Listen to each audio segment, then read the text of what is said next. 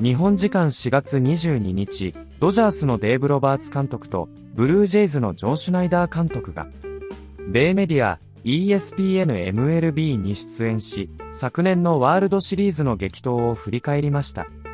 この対談は、先日行われたドジャースとブルージェイズのシリーズ後に収録。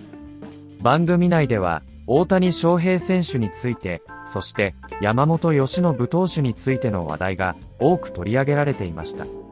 ここからは、その様子を字幕付きでご紹介します。Yeah, very similar for me because when you're in it, you're just in it. And I remember texting Doc after the 18-inning game, like kind of just like, you know what I mean? Yeah. You know, but I think you kind of go through it and there's so many instances, so many great performances, great plays, weird plays, historic plays that kind of happened. So when you're in it and you're living it and you're managing it, you're kind of just absorbing it. And it wasn't until a couple of weeks after where you sit back and go, wow, that was pretty epic. I appreciate the fact that you guys have brought up multiple games in this series because I feel like you can't tell the story of Game 7 without acknowledging what is happening in the first 6 that led up to it, that built up to it. And we'll start with Game 1.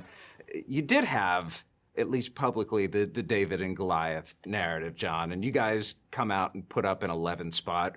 What did that mean to your team, and what do you think it meant also to this city getting to experience that for the first time in 3+ decades? Yeah, I mean, we knew what we're going up against, right? It's elite starting pitching, elite lineup, and we wanted to come out and make a statement. And, you know, Varsh got us on the board, and all of a sudden, I think that kind of let everyone take a deep breath. It got the crowd involved, and then we kind of just kept rolling. And huge swing from Addy, you know, left on left, you know, pinch hit spot that's not easy to do. And I think it kind of really just carried some momentum from Game 7 against Seattle into this, you know, still at our home building, Game 7, and then to Game 1, it kind of got the ball rolling a little bit.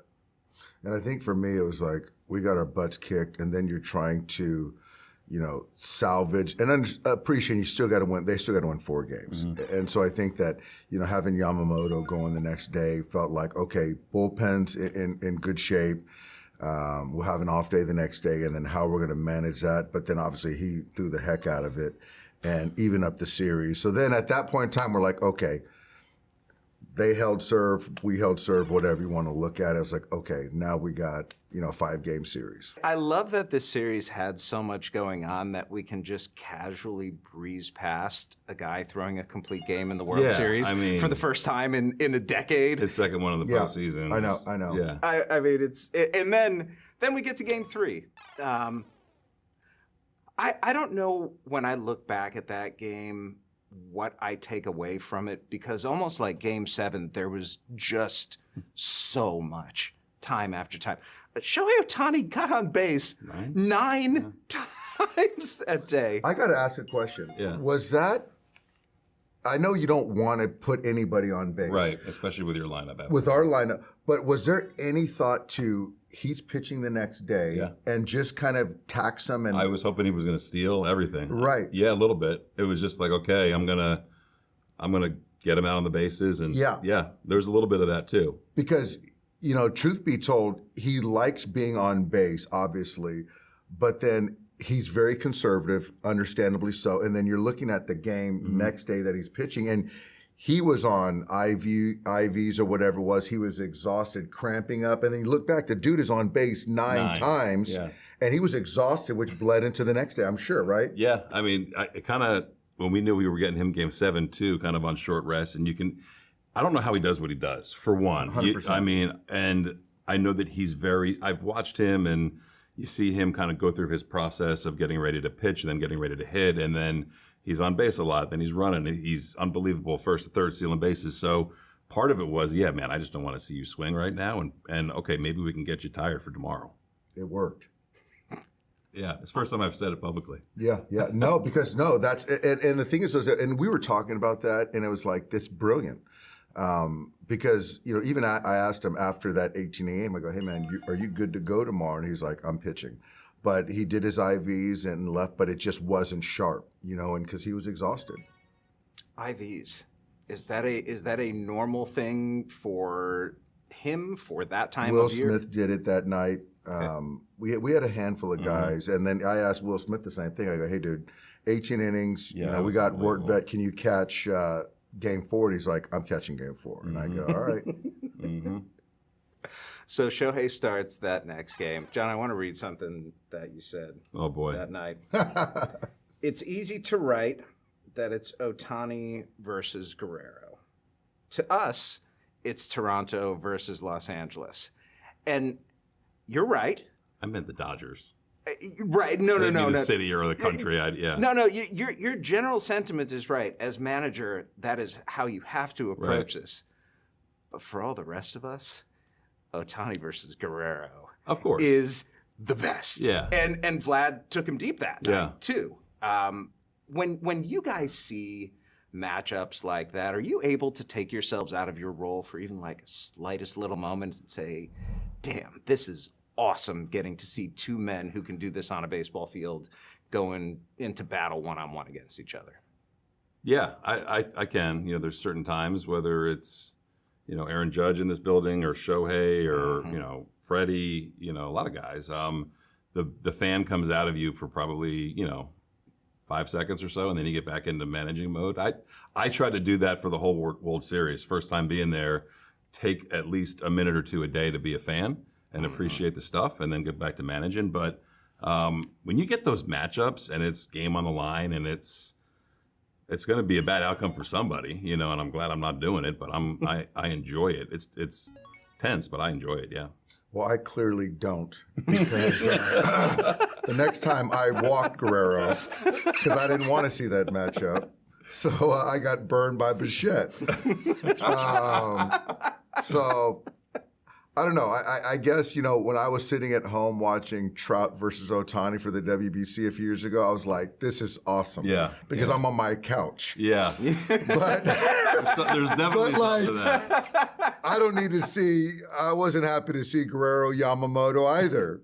So, but no. All kidding aside, I do take moments to go, "Man, this is cool." But when the game's online, it's like, Yeah. God, I would love 8 other guys outside of Guerrero or Judge at bat right now. Definitely. I would have walked him too if I were you. I would have Right? walked him too, for sure. All right, so I think when we look back on this game, we take for granted that both starting pitchers are first ballot Inner Circle Hall of Famers. Yeah. Like Shohei Ohtani versus Max Scherzer. And I understand Max is in his 40s now. I don't care. He's still Max Scherzer. He's always going to be Max Scherzer. He is going to stare you down with the both of you have seen the crazy eyes Oh, yeah. of Max Scherzer. Like you Don't know- touch him in between and Nope. during an outing. Yeah, I learned that. I've in learned that spring lesson training. too. I learned it during a game. Ohtani, though, is just, I mean, he's the most incredible player any of us have ever seen, and I think probably will ever see. John, what is it like trying to game plan for Shohei Ohtani? Hard, right? Because his stuff can almost make him two separate pitchers. He can go force him at the top split. He can go sideways with a sweep. It's hard, you know. He controls the running game. It's just really difficult to try to narrow in on something. So we tried to just, I mean, the best we could. You match up guys' swings versus what you think you have a better shot at. Are you a guy that can get on top of the four and maybe lay off something down low? Also throws in the curveball too, which is, you know, do you sit on that? You know what I mean? 0-0 or something. You got to take some chances. You got to sell out. I think when Vlad has clipped them, it's been on breaking balls that are up. And, you know, it's a really unique look because he's so long. He gets so much extension too on the heater. So he's tough, man. Dave, what is it like to manage Shohei Ohtani? It's actually the hard part is, you know, it's easy. It's easy. The hard part is the media, in the sense that everything, you got to make sure, I got to make sure that what I say is clear and doesn't get misconstrued, because, you know, you're talking about media here in the States, and then media in Japan, and certainly could get overblown. And I think our jobs, a lot of times, you don't want things to get lost in translation with your players, because it travels fast and they're in tune with everything. Shohei reads everything. That's one part I really got to be mindful of. As far as the player very hands-off. He's very disciplined in his routine. It's interesting that when he's a hitter, he's a little bit more jovial and like open. You can see that. You can see that, right? Yeah. And then when he's pitching, there's like an alter ego. And that's really interesting. But to be honest with you, I don't really manage him. I kind of just stay out of the way and let him do his thing. And there's a lot of players that feel like I always say that players need to be told they're pretty. Shohei's not one of them.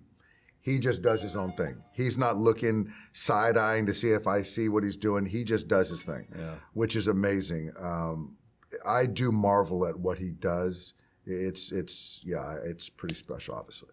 I remember we obviously met with him, right? The big meeting with Shohei a couple of years ago before he signs with LA. And the one thing that stood out to that meeting to me was we were talking about, we knew he was coming off Tommy John, and we were talking about pitching and what it would be like if he pitched for us. So we asked him if he had any questions about that. And I was there set to like kind of give the rundown on like what we thought we could do with him. And he just said, through translation about pitching is, no, I'm good. I was like, okay. Next thing. He is like that. No, he is like that. Like he knows what he's doing. He knows what he's doing. And I will say the other part that is hard is like when we were building him up, I do believe things happen for a reason with my faith, but it's like with Shohei, you don't want to get him hurt. And so there are things of like when he's pitching, it's like, do I push him, or it's got to make sense, because if it doesn't and it goes awry, I don't want that on my record, and obviously there's a lot of things that you just can't control. But with a player like that, just really trying to be mindful of the workload and the pitches and all that kind of stuff. That's got to be wild, just in terms of how we can track stuff these days, and with his bullpens, his catch play, his swings, like that's got to be wild for you to stay on top of. Just with regular players, I don't want to say regular, one-way players, it's hard to do. Right. I can't imagine with that. Yeah. The day before, in this room, you said everyone's available. Jack Harris follows up with a question. Even Yamamoto? And you said, no. When did that change? That was for sure right before. That's gamesmanship, because I didn't want them to know that he was available. Did I know he was 100% available? No. But I'm not going to say he's available to then have Yamamoto on their radar at all. Was he on your radar? Hell yeah. But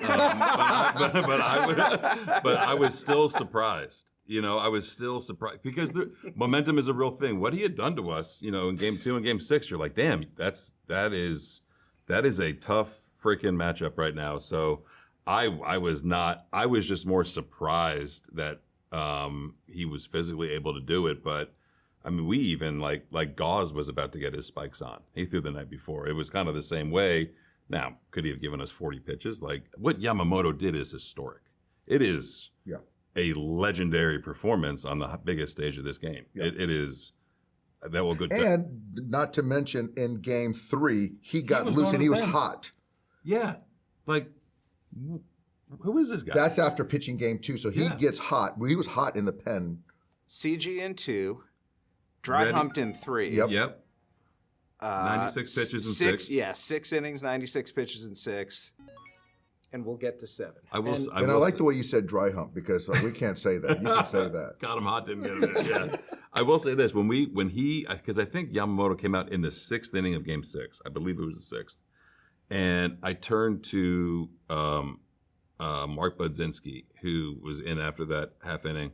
I said, I think that might have just won us a series, just because at that point I didn't think he'd pitch Game 7, and then afterwards I was like, okay.